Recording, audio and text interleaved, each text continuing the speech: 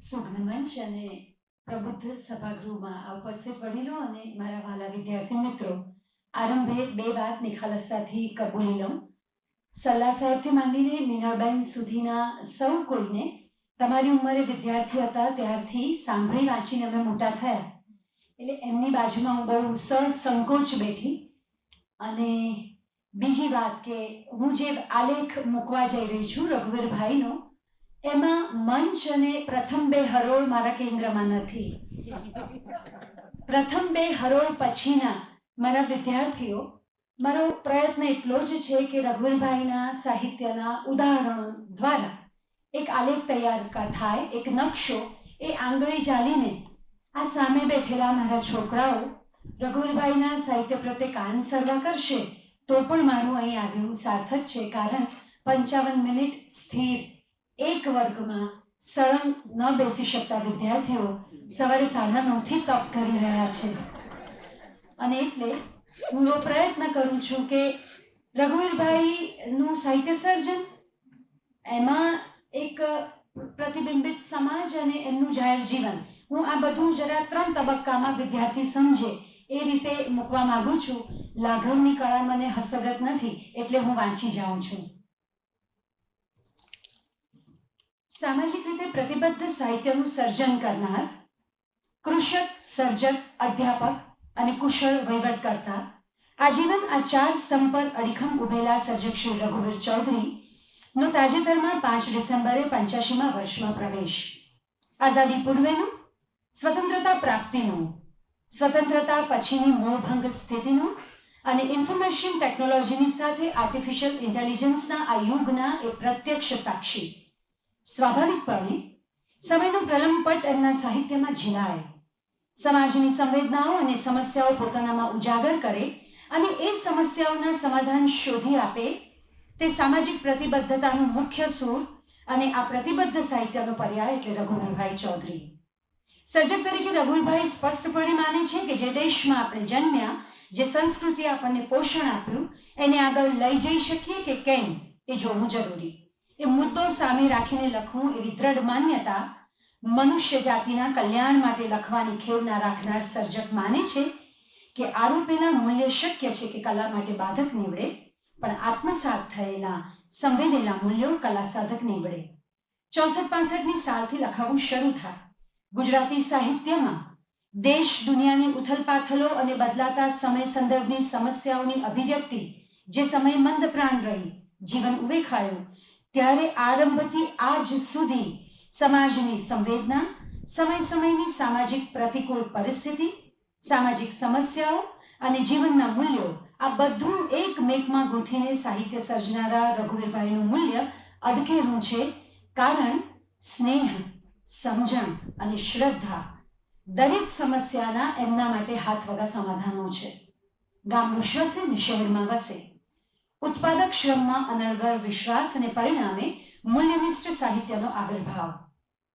3 કથા ત્રય સહિત 42 નવલકથા, સંપાદન સહિત 12 નવલિકા સંગ્રહ, 7 કાવ્ય સંગ્રહ, 4 નાટક, 2 એકાંકી, 10 નિબંધ, પ્રવાસ, 3 રેખાચિત્ર, 50થી વધુ સંપાદન, 8થી વધુ વિવેચન, 8થી વધુ અનુવાદ, 5 સંસ્કૃતિ અને ધર્મચિંતનના ગ્રંથ, પત્રકારત્વ અને પોતિકા પ્રકાશનની સુદીર્ઘ યાત્રા. બહુઆયામી જ્ઞાનપીઠ પુરસ્કૃત સર્જક.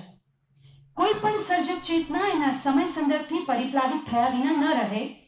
જો મૂલ્યનિષ્ઠા અને સામાજિક પ્રતિબદ્ધતા એ રઘુવીરભાઈ ચૌધરીના સમૃદ્ધ સાહિત્ય વારસાની ઓળખ છે, તો એના મૂળ, કુળ અને ગોત્ર આટલા છે.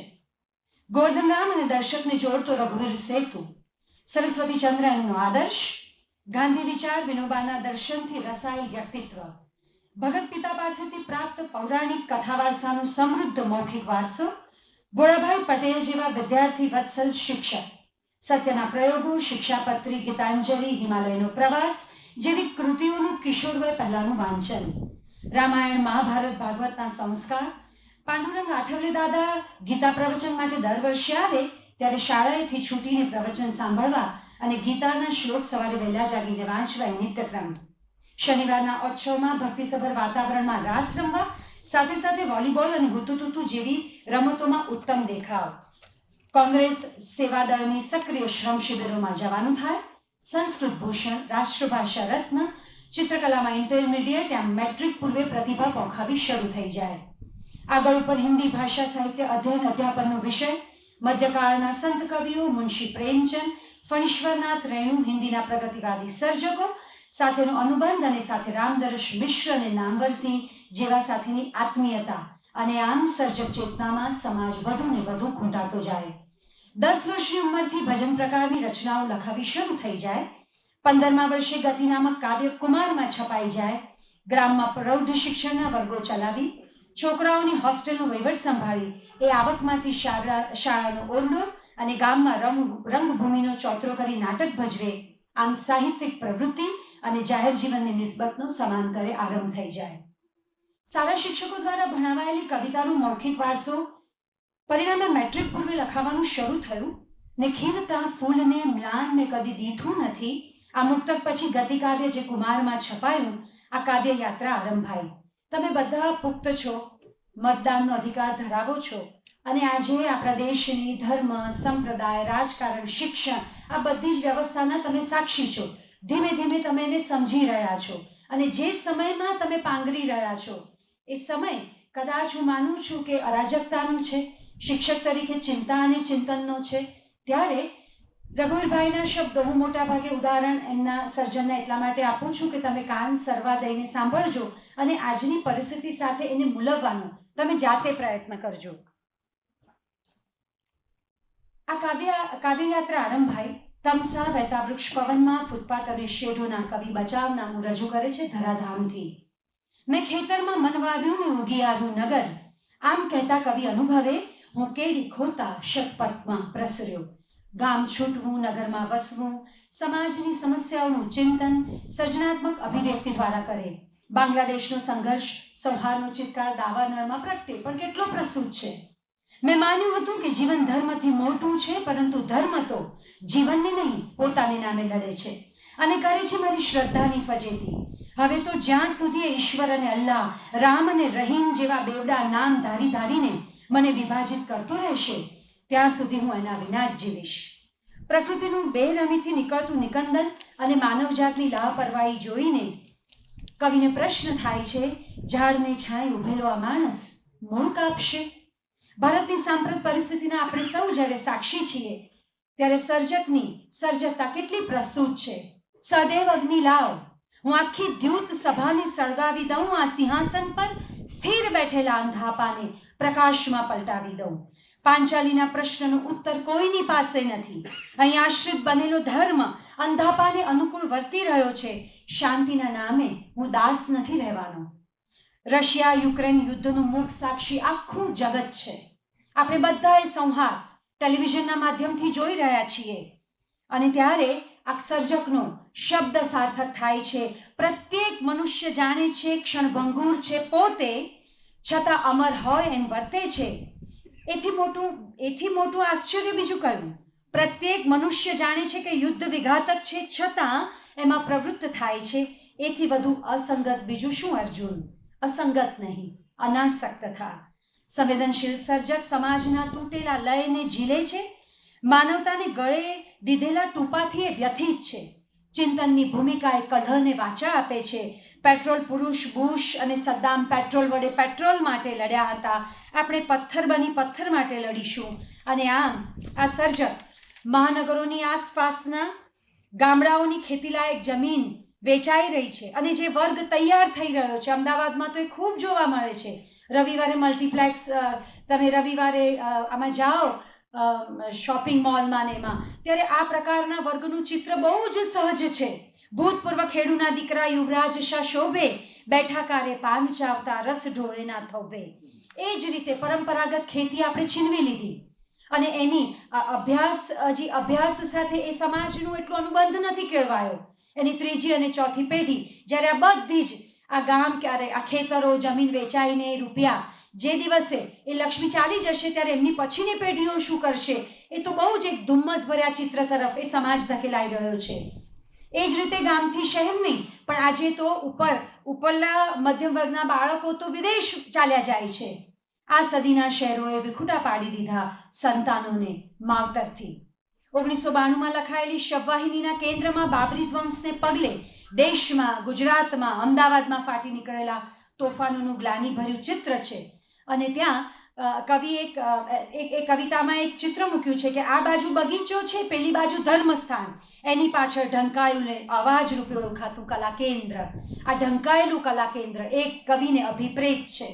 2011માં પ્રકાશિત પ્રબંધ કાવ્ય બચાવનામું મૂલ્યહ્રાસના વ્યાપક સ્વીકાર પછી આરોપીના પિંજરામાં આવીને કવિ બચાવ કરે છે કે હા, મૂલ્ય છે વિશ્વનું નિયંત્રણ કરનાર એક શુભ તત્વ છે.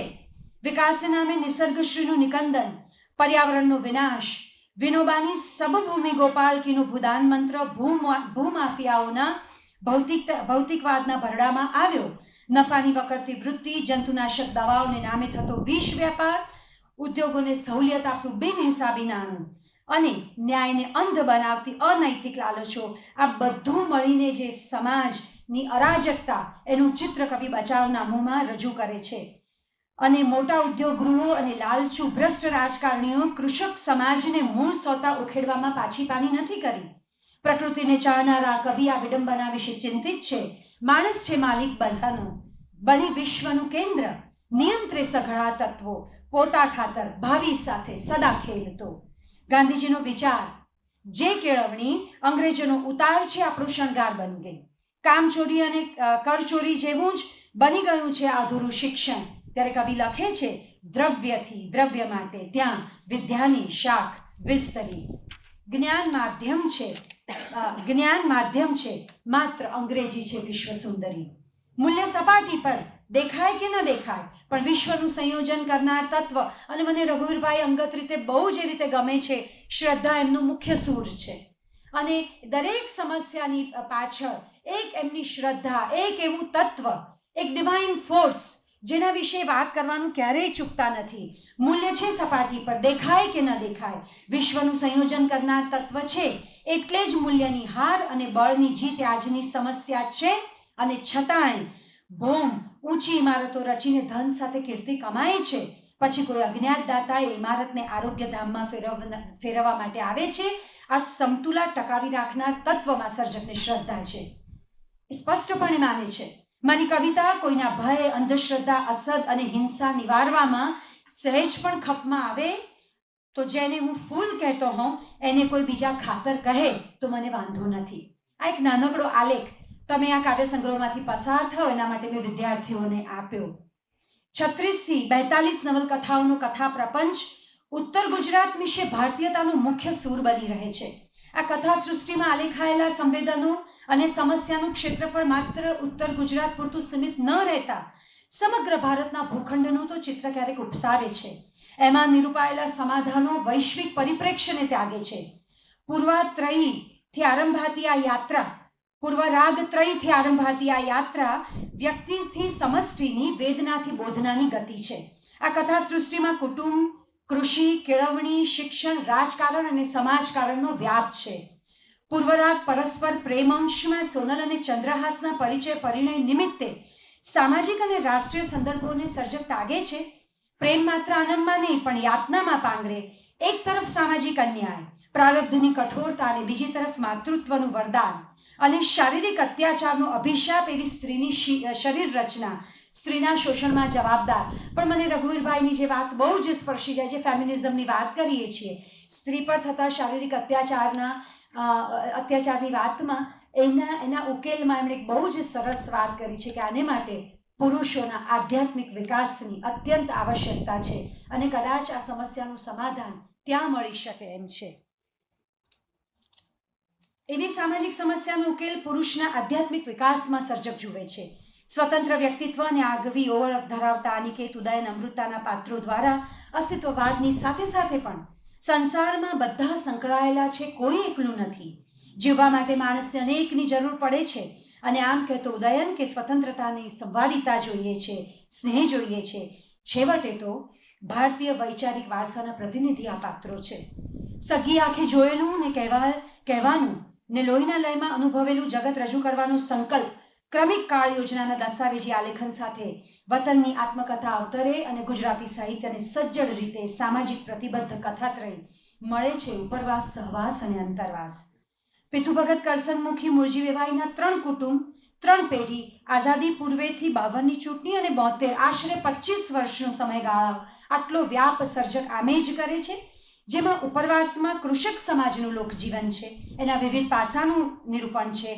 પછી પંચાયતી રાજ, ચૂંટણી, શિક્ષણ, સહકારી સંસ્થા, હળથી ટ્રેક્ટર સુધી અને દેશી ખાતરથી જંતુનાશક દવા સુધીનું ચિત્ર બદલાય છે અને સમાજ સાથે સમાજ પ્રવેશે છે સહવાસમાં. અંતરવાસમાં ગ્રામીણ પરિસરની બદલાયેલી મોસમ કે આબોહવામાં અનુભવાતું અતડાપણું, વતન, સ્વજન, ઘર, કુદરત, ખેતરને સરવાળે સમાજથી વિખૂટી પડી ગયેલી એવી પેઢી જે ઉવેખાઈ ગઈ છે, ગામથી ઉવેખાઈ ગઈ છે અને શહેરમાં ખોવાઈ ગઈ છે. આમ એક આખો આલેખ સર્જક આપે છે. સામાજિક, આર્થિક, શૈક્ષણિક, સાંસ્કૃતિક પરિવર્તનનો આલેખ અહીંયા જડે છે. લાગણી નવલમાં એક તરફ શહેરી જીવનની નારકીયતાનો ચિતાર છે, ગ્રામ જીવનની પારદર્શિતા પણ સર્જકને ત્યાં અભિપ્રેત છે. એ કહે છે કે ચોરી, તાળી, લુચ્ચાઈ આ બધું છે ગામમાં, પણ સુખ એ છે કે જે છે તે છડે ચોક છે, એની મુઠ્ઠી બાંધીની પણ ખુલ્લી છે. અને સર્જક લખે છે કે આ ગામડું નહીં, પાકી ગયેલો ફૂલનો છે, શહેર બનીને ફૂટી નીકળશે. એટલે લાલજી, વીરજી, રેવાને મુખી, અભુભાઈને સુંદરી આ વાતના વાહક છે. સમજાવીના છૂટા પડવું નવલમાં કચ્છ, ગુજરાતનું વિનાશક ધરતીકંપ, ન્યુયોર્ક વર્લ્ડ ટ્રેડ સેન્ટર પરનો આતંકવાદી હુમલો, ગોધરા, અનુગોધરા, કોમી આતંક જેવી સમસ્યાઓ કેન્દ્રમાં છે. સાથે સાથે વિદ્યા સંસ્થાઓનું વ્યાપારીકરણ, સંપત્તિ, જ્ઞાતિ પ્રથા જેવી સમસ્યાઓ પણ સર્જક લઈને આવે છે. વિનોબાને વાંચતો વસીમ શાતા અનુભવે, અર્થશાસ્ત્રનો વિદ્યાર્થી સુમંત સાહિત્યકૃતિ કે ફિલ્મની ચર્ચા નીકળે ત્યારે મુદ્દાની વાત કરે. અને અધ્યાપક રહ્યા એટલે શિક્ષણને એમણે 60-64થી લખવાનું શરૂ કર્યું ત્યારે આજ સુધી શિક્ષણ વિશે બહુ જ હળવાશમાં એમણે વ્યંગ ચૂક્યા નથી, પણ એ આરપાર છે. એ વખતે પણ એટલા પ્રસ્તુત છે ને આજે પણ છે. એ નાયક એમ કહે છે કે આપણી શિક્ષણ પદ્ધતિ જેવી છે કે મહેનતને સારું પરિણામ લાવી શકાય, પણ દુઃખની વાત એ છે કે બીજા બધાએ મહેનત બહુ ન કરો તો પણ સારું પરિણામ આવે, પણ દુઃખની વાત એ છે કે બીજા બધાએ મારા કરતાં ઓછી મહેનત કરી છે. એક તરફ વ્યક્તિમટી, બનુ વિશ્વ, માનવીની પરિકલ્પના અને માનવ જાતિના કલ્યાણની કામના, તો બીજી તરફ આઝાદ ભારતના ભ્રષ્ટ રાજકારણ અને એના દ્વારા પ્રજાનો ઉપહાસ, જેના સીધા પડઘા સમાજ જીવનમાં સંભળાવા શરૂ થયા. શિક્ષણ સંસ્થાઓ વ્યાપારના કેન્દ્ર બન્યા, શિક્ષણ અપંગ બન્યું, સર્વાંગી વિકાસ કે કેળવણીય શિક્ષણનું લક્ષ્ય ન રહ્યું, ધર્મના નામે પાખંડ અને પ્રપંચ ફૂલ્યા ફાલ્યા, યંત્ર નામે કારખાના વકર્યા, કૃષિ ને કુદરત ભીંસમાં આવ્યા, ભૌતિકવાદનો કુરૂપ ચહેરો અને રૂપિયા પાછળની આંધળી દોડ, પરિણામે ભ્રષ્ટાચાર, 2 નંબરી ધંધા, રાજકારણીઓની સાંઠગાંઠ અને એની દૂષિત અસર તળે ભવિષ્યની પેઢી, એમને ઘડનારી શિક્ષણ વ્યવસ્થા, કુટુંબ વ્યવસ્થા, સરવાળે સમાજ વ્યવસ્થા, આ બધું કદાચ આજે મોટા પ્રશ્નાર્થ ચિહ્ન હેઠળ આવીને ઊભું છે. બે કાંઠા નવલમાં એ દાયકામાં ચાલ્યો ગયેલો મૂલ્યરાસ માટેનો જે છોછ ચાલ્યો ગયો છે એને બચાવવાની ચિંતા અને ચિંતન એ સર્જકનો વિષય રહ્યો છે. કાચા સૂતરની તાંતણીમાં કાપડ મિલનો નકશો, એની ચડતી પડતી અને મિલ સાથે જોડાયેલો શહેરી સમાજ સર્જક તાણાવાણાની જેમ ગૂંથે છે, પણ સાથે સ્વાતંત્ર્ય સંગ્રામની કથા, સ્વતંત્રતા પ્રાપ્તિની વેદના, પ્રેમની ગરિમાભરી કરુણ કથા દુર્ગા અને ગોપીચંદ નારંગ, એના આગવા સુખને નકારીને સ્નેહને તાંતણે સમર્પણ અને ત્યાગ સર્જક વણી આપે છે. લાવણ્ય, સાથી સંગાથી, કલ્પલતા જેવી નવલો લગ્નની ભારતીય પ્રથા, એને આધારે ટકી રહેલા કુટુંબનો વિષય છેડે છે અને પરસેવા વિનાની કમાણીની બુરી અસર, લગ્ન સંસ્થા સાથે જોડાયેલા કુરિવાજો જેવી સમસ્યા અને તેના વ્યવહારુ ઉકેલો સાથે સર્જક આલેખી છે. દાંપત્ય જીવનની સફળતાની ચાવી એમને હાથ વગી છે.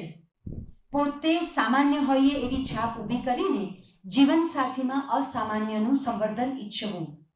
વિનોદ વૃત્તિ એ યુગલની સૌથી મોટી મૂડી છે. આરંભ જ એમ કરે છે સર્જક, તે દુઃખનું કારણ શું? વધુ પડતા સારા હોવું તે. ઉચ્ચ શિક્ષણમાં મૂલ્યો પ્રત્યેની જે ઘેરી ઊંડી ઉદાસીનતા છે એનો સતત પ્રતિકાર કરતી અને ગાંધી વિચારને આત્મસાત કરે એવી આધુનિકા લાવણ્ય વ્યક્તિ સાથે માનવ ધર્મને પણ તાકે છે. સમર્પણ જ પરિવાર જીવનને સાધનારું સ્નેહ દ્રવ્ય છે. કૌટુંબિક મૂલ્યોની વિશેષ બહાર પાડતી કલ્પલતા, એનો ધનવાન પતિ લલિત મોહન, રાજકારણી સામંતજી તળિયે ગયેલા જીવન મૂલ્યોના પ્રતિનિધિ પાત્રો છે. અને સામે છેડે ગૌતમ, તેની પત્ની ગોપા અને એમના મિત્રો કિરણ અને પતિ દેસાઈ એ મૂલ્યનિષ્ઠ પરંપરાના વાહક. આવા સમીકરણો રચીને સર્જકે એક આદર્શ માનદંડ ઊભો કર્યો છે. કલ્પલતા શરૂ થાય, રઘુવીરભાઈની સર્જક તરીકેની એક વિશેષતા એ છે કે કોઈ પણ કૃતિમાં કોઈ શ્લોકનો અનુવાદ હોય, સુક્તિ હોય, કોઈ અવતરણ હોય, અને એમાંથી પણ આપણે જેને આર્ટ ઓફ લિવિંગ કહીએ છીએ, જીવન જીવવાની ચાવીઓ એટલી સરસ મળી જાય છે. એમણે લખ્યું છે કે વાત્સલ્ય, સખ્ય, પ્રેમ એ ત્રણ કાયમના ક્ષમા મંદિરો છે. વાત્સલ્ય દોષોને પી જાય છે, નૈતિક સખ્ય એ જ્ઞાન શાન કરે છે, અને પ્રેમને દોષ દેખાતો જ નથી. ગાંધીજી જ્યાં પોતે પાત્ર તરીકે આવે, વેણુવત્સલા અમેરિકન યુવતીના નૈતિક પતન અને નવપ્રસ્થાનની કથા છે, જેના પાયામાં વાત્સલ્ય, પ્રેમ, કરુણાનું જીવનબળ છે. 1985 જે ગુજરાતી સાહિત્ય માટે વારંવાર ફરિયાદ થઈ, અને રઘુવીરભાઈ એમાંથી બાકાત કઈ રીતે રહી શકે છે. 85ના માર્ચથી જૂન અનામત આંદોલનની વિભીષિકાનો જે સમય, આ સમય આસપાસ સર્જકે અનુભવેલી બેચેની અને એમાંથી જન્મેલી વિચાર પ્રધાન સામાજિક નવલ મનોરથ, ઊંચ નીચના ભેદભાવ અને વર્ણ વ્યવસ્થામાંથી પાંગરેલી સામાજિક અવ્યવસ્થાને કારણે અનામત પ્રથા અસ્તિત્વમાં આવી, જે રાજકારણ માટે હુકમનો એક્કો બનતી રહી. રથયાત્રાની કથાને કેન્દ્રમાં રાખીને સર્જક દમનકારી શાસન પદ્ધતિ સામે લોકશાહીએ ઊંચો કરેલો અવાજ નિરૂપ્યો. કુરેશીના ખભાને ટેકે મહંત ઊભા છે. સર્જકને જે અભિપ્રેત છે, ભય નહીં ભરોસો. અને સર્જકને અભિપ્રેત એમણે આગળ જ લખ્યું છે પ્રજા છે. પંચપુરાણ, એકલવ્ય, એક ડગ આગળ અને બે ડગ પાછળ નવલો શિક્ષણ જગતનું સીધું પ્રતિબિંબ ઝીલે છે. એમાં અમને સૌથી વધારે રસ પડે છે. એમાં એક સરસ એક જે આગળ શબવાહિનીમાં છે એવું જ એક ચિત્ર, કાવ્યમાં છે એવું જ એક કથામાં ચિત્ર. પેલા સરપંચના સ્ટેન્ડ પાસેના ચોગાનમાં નાની દેરી જેવું મકાન શેનું છે? પુસ્તકાલયનું. તો એની ફરતેની જમીન અવાવરું કેમ છે? અવર જવરને અભાવે. પુસ્તકાલય તરફ અવર જવરનો અભાવ. પંચપુરાણ સાહિત્યનું વાંચન નામ શેષ થયું. પાઠ્યપુસ્તક નહીં પણ ગાઈડને જ પાઠ્યપુસ્તક માનનારી આખી પેઢી તૈયાર થઈ ગઈ છે. ત્યારે એકલવ્યના સાથીદારો દુશાસન અને જરાસંઘ નર્કમાં જાય છે. પ્રસંગ બહુ પ્રસ્તુત છે. યમરાજા ગુસ્સે થાય છે અને એમને દંડ કરે છે કે જાઓ તમે અધ્યાપક થાઓ. તો એ લોકો ગભરાઈ જાય છે કે નાના અધ્યાપક ન કરશો, એમાં તમારે બહુ જ વાંચવું પડશે. તો થોડા દયાળુ છે, તો કે સારું જાઓ, 2 લેક્ચર વચ્ચેની 5 મિનિટમાં વાંચશો તો ચાલશે. એટલે માત્ર અમે તમને એમ કહીએ કે અમે વિદ્યાર્થીઓને એમ કહીએ કે વાંચતા નથી એમ નહીં, અમે પણ સ્વીકારીએ, અમે પણ અમારા દોષોને સ્વીકારીએ છીએ. તો અનિષ્ટ, દંભ, અન્યાય, અસત્ય, ગરીબી અને સરવાળે સમાજને એક બરબાદીનું ચિત્ર મળે. ખટપટ, સત્તાનો મદ, મોહ, સંકુચિત સ્વાર્થ વૃત્તિ, લાંચ રૂશ્વતના રેલા ગામ સુધી પહોંચ્યા, અને સમાજ આઝાદી પછી સમાજની ઉર્ધ્વારોહણની આશા જાગી હતી. એ ન થયું અને સામાજિક સ્તર ઘણા નીચા ગયા. એ સમૂચા ભારતીય સાહિત્યએ આ વેદનાને અથવા આ એક અજંપાને ઝીલ્યો છે. અને સર્જકના મત મુજબ કર્મયોગી થકી સમાજ એક ડગ અવશ્ય આગળ વધે છે, પણ સર્જકના અવલોકન મુજબ ટૂંકી દ્રષ્ટિના સ્વાર્થી અર્થકારણ અને રાજકારણના રોડા વિકાસ યાત્રાને અવરોધે છે. વિદેશથી પાછા ફરેલા સેવાભાવી હરિભાઈ અને ટૂંકા રસ્તે સંપત્તિ મેળવતરનો ભત્રીજો ધનો સામે મૂકીને સર્જકે શિક્ષણનો વિનિપાત આલેખ્યો છે. સ્મશાન ભૂમિમાં ઊભા થયેલા વિદ્યા સંકુલને પ્રસંગે શેકાતા શીરાની સુગંધ અને એક વડીલની ચિતા બાજુથી આવતી વાસનો વિરોધ રચીને શિક્ષણ અને રાજકારણની સાંઠગાંઠ, એના વરવા પરિણામોનું નિરૂપણ કર્યું છે. પણ છતાં એમની કથા સૃષ્ટિ એક વાતની સાહેદી છે કે ગાંધી અને લિંકનના ગૌરવપ્રદ વારસામાં અનર્ગળ શ્રદ્ધા એ આ સર્જકની સર્જકતાની અનેરી બાજુ છે. મનુષ્યને બેહદ ચાહનારા સર્જકે જીવનની સકારાત્મકતાને હર હંમેશ જીલી છે. 10થી વધુ વાર્તા સંગ્રહની વાર્તા સૃષ્ટિના કેન્દ્રમાં સામાજિક સંદર્ભો છે. માણસની આસપાસનો સમાજ, પરિવર્તન પામતું ગામડું, બદલાતી પેઢી સાથે બદલાતું સામાજિક ચિત્ર, ગ્રામીણ પરિસર, સ્ત્રી સંવેદન, કુટુંબ જીવન, નગર વસવાટ, ગામ છૂટ્યાનો અજંપો, દાંપત્ય, સાંપ્રત સમાજના પ્રશ્નો આવી વૈવિધ્યસભર વાર્તા સૃષ્ટિ સર્જક પાસેથી મળે છે. વડવાળા ખેતરનો ટુકડો, પદવાળા બજાણિયાની વાત, કામરૂ દેશ, કંકુ નો ચાંદલો, ચિતા જેવી વાર્તા સમૂચા ગ્રામીણ પરિસરને ઉજાગર કરે છે અને ધરમૂળથી બદલાયેલા મૂલ્યો, માલિક મજૂર વચ્ચે બે વર્ગમાં વહેંચાયેલો સમાજ, મૂલ્ય સંઘર્ષથી ઊભી થતી નિસ્સહાય પરિસ્થિતિનું ચિત્ર જગાધોળાનો જમાનોમાં ચિત્રિત થાય છે. સ્ત્રી સંવેદનની સમસ્યા, માનસિક સામાજિક સમસ્યાનું નિરૂપણ 10 નારી ચરિતની વાર્તામાં છે. મોટું થવાતું નથી, થઈ જવાય છે. ખરીદીને નહીં, ખોઈને પ્રેમની પ્રાપ્તિ થઈ જતી હોય છે. ઉત્તમ મનુષ્યત્વનું પ્રતિબિંબ ઝીલતું પાત્ર સુરસંગ અને વાર્તા એક દિવસ મોટો. ધરતીકંપ, હિન્દુ મુસ્લિમ હુલ્લડ, ખેતી જેવા વિષયને એક સાથે ગૂંથે છે સરસાઈ. કેટલા રામધન રાજી ખુશીથી મકાનોના જંગલમાં ઘર જુરાપો વેઠતા હશે ની ચિંતા કરતો વિક્રમ અને વિદ્યાની પ્રીતિનો સંચાર રાખી અંતરમાં, તો પુરુષનો વિરોધ કર્યા વિના સ્ત્રીની નૈસર્ગિક ઉર્જાથી અભિવ્યક્તિનો માર્ગ સુલભ થાય એવું માનતા વિજયાજી. બાળમજૂરી, શિક્ષણ મેળવવાની તીવ્ર અભિપ્સા અને સત્યનો સાથ આનું ગુંફન કરે છે 12મે વર્ષે કાળું તમારે વાંચવી જ જોઈએ. અહીં કિશોરાવસ્થામાં આત્મસ્થ કરેલ સત્યના પ્રયોગો સર્જકે એ શાસ્ત્રોમાં નિરૂપિત સત્ય નહીં પરંતુ પ્રતીતિ કરીને પ્રયોગો દ્વારા સિદ્ધ કરેલું સત્ય એ સર્જકની નવલકથા વાર્તા સૃષ્ટિનું મહત્વનું ચાલક બળ છે. લગ્ન, કુટુંબ, દાંપત્ય વિશે સર્જકે નારીનું સંવેદનસભર મન છેદ્યું ભેદ્યું છે. પ્રેમનું એક નોખું નિરાળું સ્વરૂપ એમની કથા સૃષ્ટિની વિશેષતા છે. એ થોડી વાતને ચાળી ગાળીને હું જરા આગળ ચાલું. મારે એમને એક નાનકડો આલેખ એમના જાહેર જીવનનો પણ આપવો છે. એટલે કૃષક રઘુવીરભાઈ પાસેથી શ્રેષ્ઠતમ કથા સૃષ્ટિ મળે, પત્રકાર રઘુવીરભાઈ પાસેથી નિબંધો અને વ્યક્તિચિત્રોનો સમૃદ્ધ ખજાનો સાંપડે, શિક્ષક રઘુવીરભાઈ પાસેથી ઉત્તમ નાટકો મળે. કેળવણીના માધ્યમ તરીકે શિક્ષણ સંસ્થાઓમાં નાટક ઉપકારક નીવડે. આ પ્રકારનું નાટક પ્રેક્ષકની લાગણીઓને કેળવવાનું નિમિત્ત બને. દરેક શિક્ષણ સંસ્થામાં 2 કામ એમણે એક સાથે કર્યા, નાટક અને વક્તૃત્વ. સામાજિક નિસ્બત ધરાવતા નાના મોટા નાટકો દ્વારા વ્યક્તિ અને સમાજની સરળ સંકુલ વાત તાદ્રશ્ય થાય એ માટેની મથામણ એમના નાટ્ય લેખનમાં મળે છે. ડીમ લાઇટના એકાંકીમાં વાસ્તવ નિરૂપણ, સાંપ્રત સમયની રાજકીય સામાજિક પરિસ્થિતિનું નિરૂપણ, ઢોલ જે ગ્રામ જીવનની છબી ઝીલે, વર્તમાન પેઢીની સમસ્યા, પસંદગી અને 7મો દાયકોમાં નિરૂપાય, સમાજનો તીવ્ર અસંતોષ, અમલદારોનો ભ્રષ્ટાચાર, નેતાઓની મતલોલુપતા અને એમની સાંઠગાંઠમાં અટવાઈને દબાઈ ગયેલો પ્રજાનો અવાજ એમના નાટકમાં રજૂ થાય છે. સામાજિક નિસ્બતનો ચિતાર નજીકમાં અનુભવાય છે અને કટોકટી કાળ દરમિયાન અને રઘુવીરભાઈએ ગુજરાતી સર્જકો અને પત્રકારોને જ્યાં જ્યાં તક મળી ત્યાં બિરદાવ્યા છે કે કટોકટી વખતે ગુજરાતી કલમે બહુ સબળ રીતે પોતાના વિચારો વ્યક્ત કર્યા છે.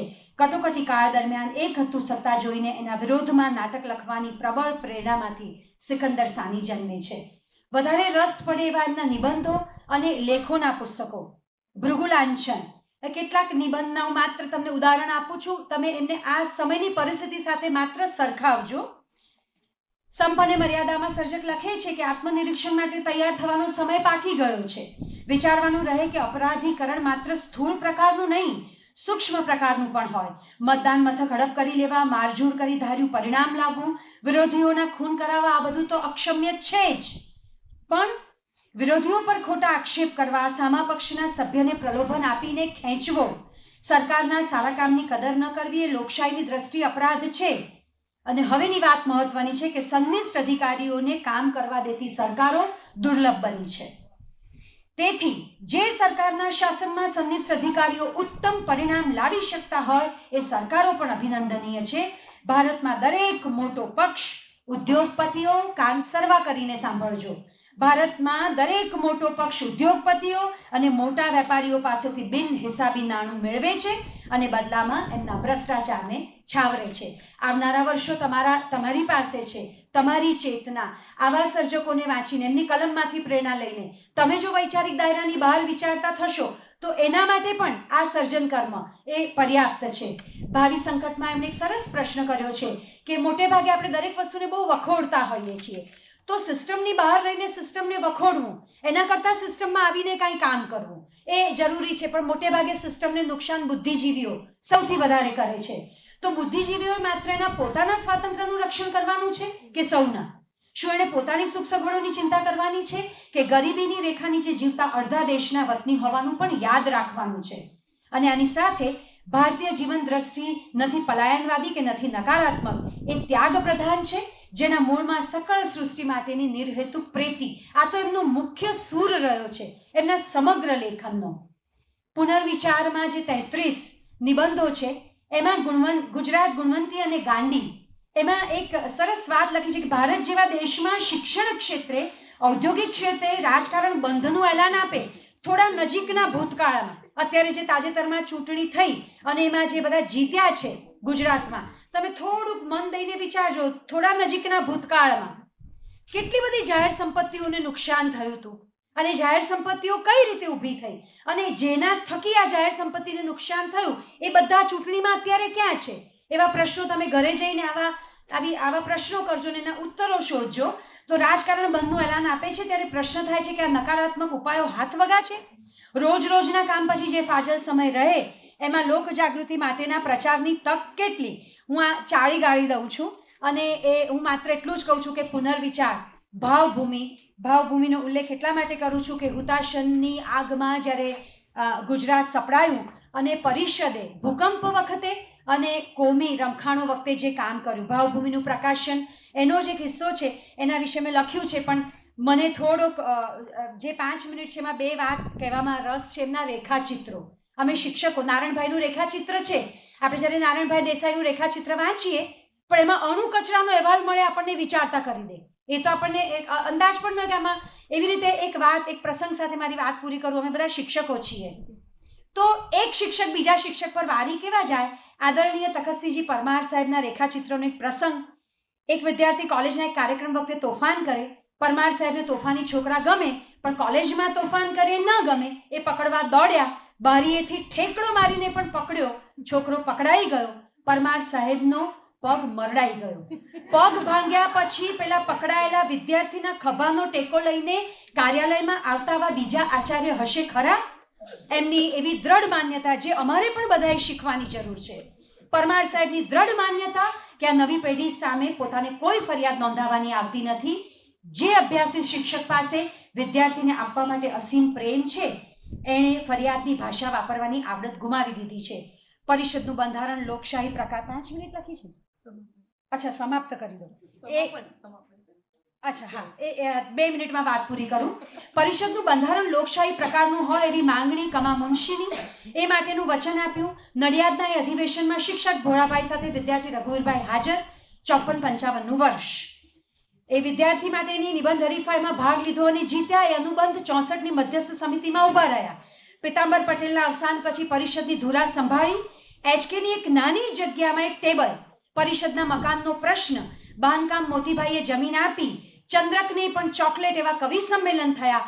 મકાન થશે એવું સ્થાપિત કરવા માટે છાપામાં ફોટા છપાયા. 3,35,000નું બેલેન્સ.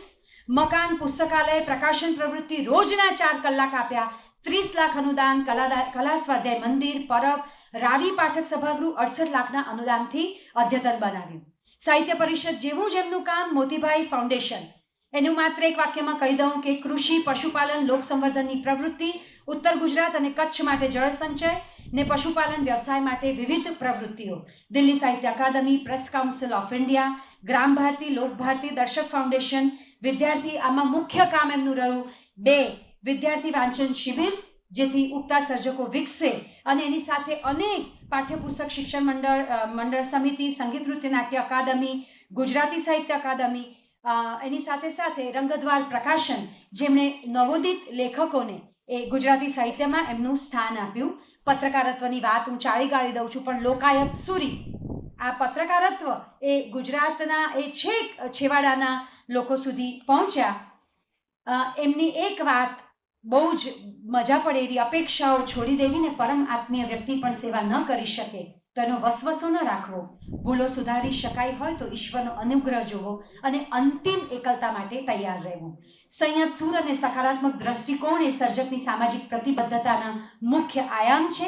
વિવેચનમાં પણ રસદર્શી આસ્વાદલક્ષી અભિગમના પક્ષકાર રઘુવીરભાઈ ચૌધરી સમૃદ્ધ બાળપણને લીધે જીવનને મળતો આકાર બાળ મનોવિજ્ઞાનનો, સતત લખવું વાંચવું ટાઈમ મેનેજમેન્ટનું, જાહેર જીવનની નિસ્બત સમાજશાસ્ત્રના અને શિક્ષક ભોળાભાઈ પટેલ અને વિદ્યાર્થી રઘુવીરભાઈ ચૌધરીનું યુગલત્વ એ શિક્ષણ માટેના અભ્યાસના વિષય છે. રઘુવીરભાઈનું જીવન, સર્જન અને જાહેર જીવન અનેક વિદ્યાશાખાઓ માટે અભ્યાસનો વિષય બની શકે એમ છે.